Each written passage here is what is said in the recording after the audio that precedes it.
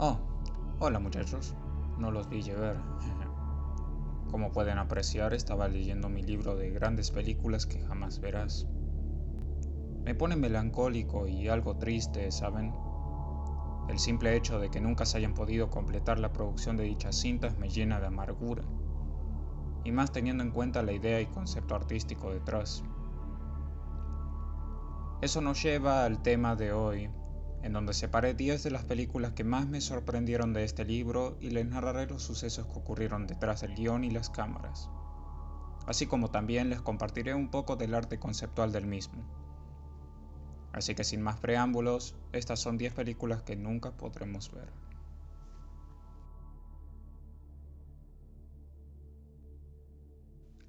Terry Gilliam es posiblemente uno de los mejores directores en cuanto a absurdismo se refiere. Además de ser un miembro de los Monty Python y siendo el animador detrás de los segmentos animados, este hombre ha dirigido películas como Brasil, 12 monos y Pánico y locura en Las Vegas. Películas de culto que si no las vieron, tienen que verlas. Sin embargo, no se podría decir que todos sus proyectos se han concretado en su totalidad. The Defective Detective, o por su traducción, El detective defectuoso, iba a ser estrenada en 1993 bajo la dirección de Gilliam. La trama iba a ser la siguiente. Un detective ardido investiga el caso de un niño desaparecido y es atraído hacia un mundo de fantasía y absurdo. Aquella aventura fantástica contaría también con las actuaciones de Nicolas Cage y Robin Williams. Desgraciadamente, durante el desarrollo del guión, Gilliam se vio tentado a dirigir otros proyectos en su lugar. En 1992, Gilliam se propuso a desarrollar el film tras su película más reciente, El Rey Pescador, solo para abandonarlo tiempo después para la realización de El hombre que mató a Don Quijote, película que no vería la luz sino hasta 2018. Más tarde, Gilliam volvería a trabajar en el proyecto, pero tuvo que rechazarlo nuevamente para dirigir 12 monos, una de sus óperas prima. Para este punto y hasta el día de hoy, el proyecto está indefinido, por lo que no se sabe qué pasará o pasó con él. Lo que sí se sabe es que posee un montón de arte conceptual que pueden ver ahora mismo en pantalla.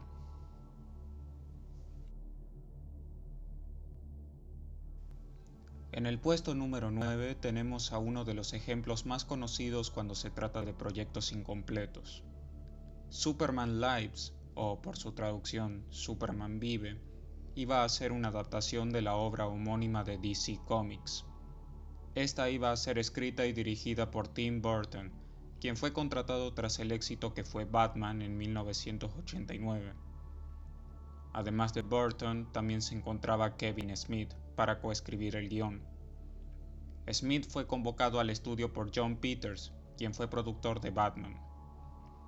Según Smith, los elementos que Peters introduciría en el guión incluían la exigencia de no volar, un asistente robot gay y un clímax en donde Superman pelearía contra una araña gigante. En 1997, Smith convertiría esas ideas en el guión de Superman Vive. En esta historia, el supervillano Lex Luthor se aliaría con Brainiac para bloquear el sol y hacer que Superman, quien obtiene sus poderes de allí, pierda su poder. Malvado, ¿no es así? El guión poseía muchos elementos del cómic, siendo Kevin un total fanático de estos. Luego Burton entra en escena para la dirección del film, tras firmar unos contratos no atados a la recaudación, lo que significa que igual ganarían dinero se hiciese o no la película. Sin embargo, Burton exigía un cambio de guión y quería escribir su propia versión del héroe del mañana. Pero fueron el dinero, el idiosincrásico escritor, el director, el merchandising, la herencia de Superman, Warner, entre otras cosas, las que llevaron al proyecto en diferentes direcciones, hasta ser finalmente cancelado. Actualmente se puede ver el documental The Death of Superman Lives, en donde se explica más a fondo la historia detrás del incompleto proyecto.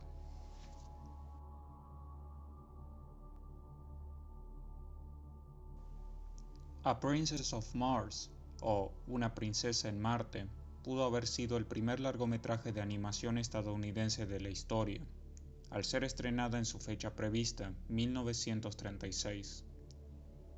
Esta iba a ser dirigida por el legendario y alocado animador Bob Clampett, quien es mejor conocido por dirigir los más surrealistas y absurdos cortos de los Looney Tunes, al igual que las exageraciones extremas en las expresiones faciales de sus personajes.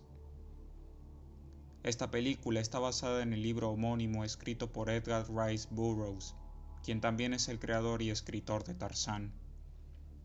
La historia se ubica entre 1866 y 1876, en donde el protagonista, John Carter, es un soldado confederado que relata el modo en el que terminó varado en la superficie de Marte, en donde deberá rescatar a la princesa de las garras del villano Tal Hahus. Ahora, si están pensando en lo que creo que están pensando, déjenme decirles que están en lo cierto. Así es. John Carter es la adaptación de toda esta historia. Todos sabemos que esa película fue una mierda aburrida y no duró nada en taquilla. Pero piensen por un momento lo que hubiera pasado si la película se hubiera lanzado antes, hubiera sido animada y hubiera tenido a uno de los directores de animación más alocados de la historia. Hubiera sido algo mucho mejor de lo que terminó siendo este fracaso financiero.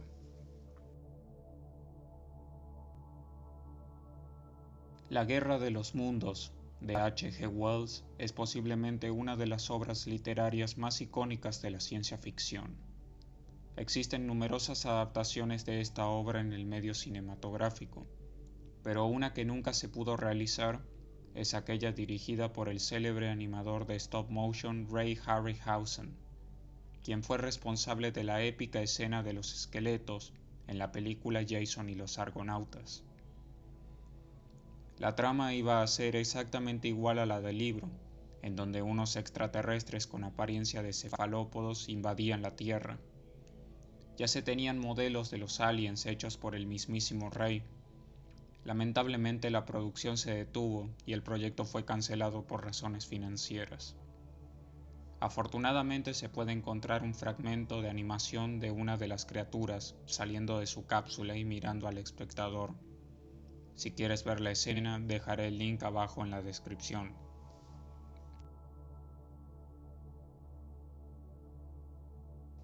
Sex Pistols es una de las bandas de rock más estrafalarias que han existido. Tan estrafalarias que le encargaron a Ross Meyer que dirigiera una idea para una película que se les había ocurrido. Meyer era conocido por obras como El Valle de las Muñecas y otras películas de clase B, en donde destacaban las mujeres con, digamos, atributos superiores.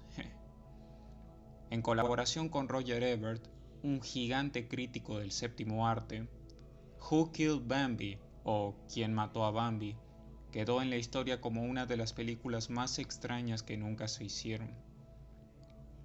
La intención del film era hacer una versión punk rock del famoso Hard Day's Night de los Beatles. Solo se llegó a rodar un día y medio, debido a los problemas de financiación por parte de 20th Century Fox, quienes al leer el escrito se escandalizaron tanto que se echaron para atrás ante semejante idea, y posteriormente decidieron quemar casi toda la filmación. Años después, Malcolm McLaren, líder de la banda, hizo junto al director Julian Temple The Great Rock and Roll Swindle, en donde se incluyeron algunos fragmentos sobrevivientes de la filmación, en donde se puede ver a un hombre matando a un ciervo en el bosque.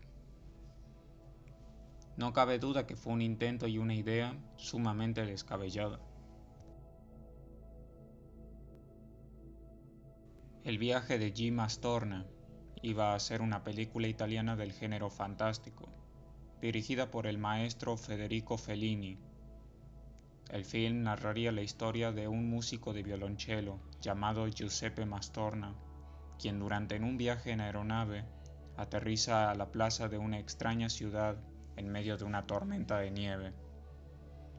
Allí, Giuseppe explorará los oníricos lugares que le ofrece la ciudad, con frecuencia siendo guiado por el fantasma de una azafata, mientras exploran la vida del músico y su destino final.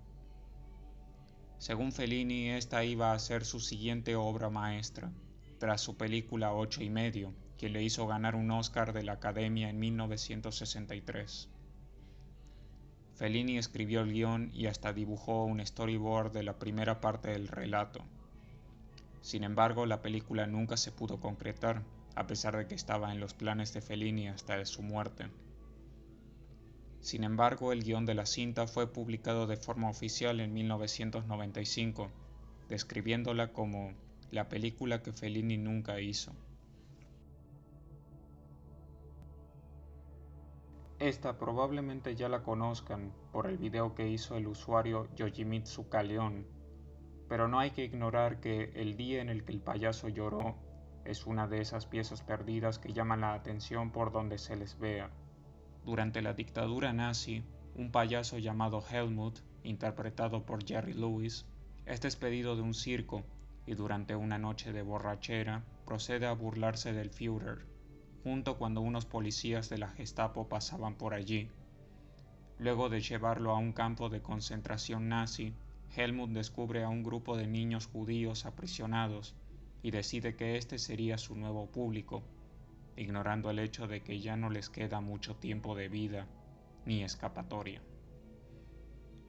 Esta película incompleta y sin estreno oficial fue duramente criticada por su concepto e historia, llamándola de mal gusto y extremadamente pesimista.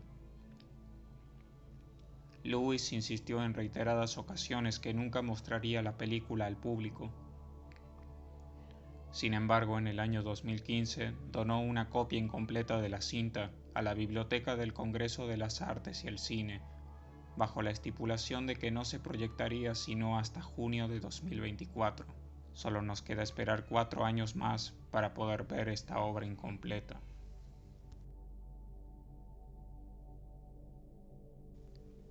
No hay dudas de que Francis Ford Coppola es una figura central en la historia del cine norteamericano. Su trilogía del Padrino llevaron a las películas de gángsters a alturas incomparables de grandeza. Coppola comenzó a trabajar en Megalópolis en 1984 con un guión de 212 páginas, que fue aumentando durante casi 2 décadas, y para poder llegar a filmarlo aceptó dirigir películas mucho más convencionales. Megalópolis muestra una lucha de poder entre el genio arquitecto Serge Catalin y el alcalde de Nueva York, Frank Cicero, ambos embarcados en reconstruir la ciudad, o más bien, construir una idílica ciudad dentro de otra ciudad como un monumento a ellos mismos. Una utopía, en otras palabras. Hasta 2005 Coppola mantuvo las esperanzas de que dieran luz verde a su proyecto. Sus convicciones no decayeron.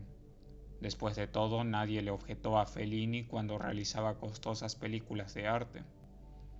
Pero en el apartado financiero y conservador de Hollywood, no parecía probable que ningún medio le diera $100 millones para una película de tales ambiciones.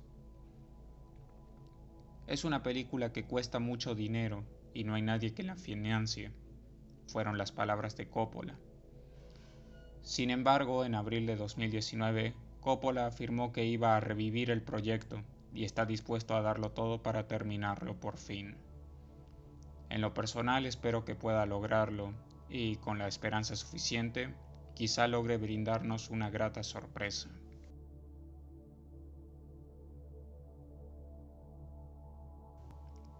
Los documentos Arios iba a ser una película de 1976 dirigida por el director más potente de la historia, Stanley Kubrick. La cinta iba a ser una adaptación de la novela Mentiras en tiempos de guerra, de Louise Begley.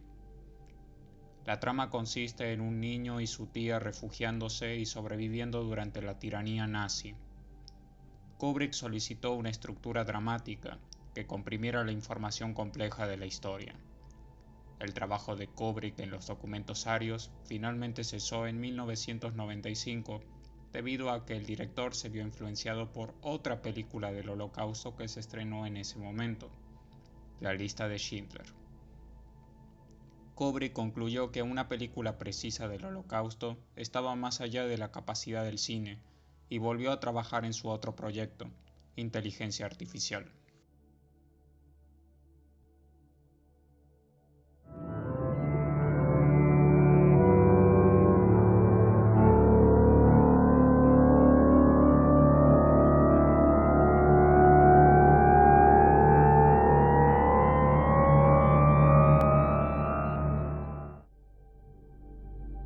Dejé lo mejor para el final, y es que sin lugar a dudas, Dune de Alejandro Jodorowsky se lleva el primer lugar de este top.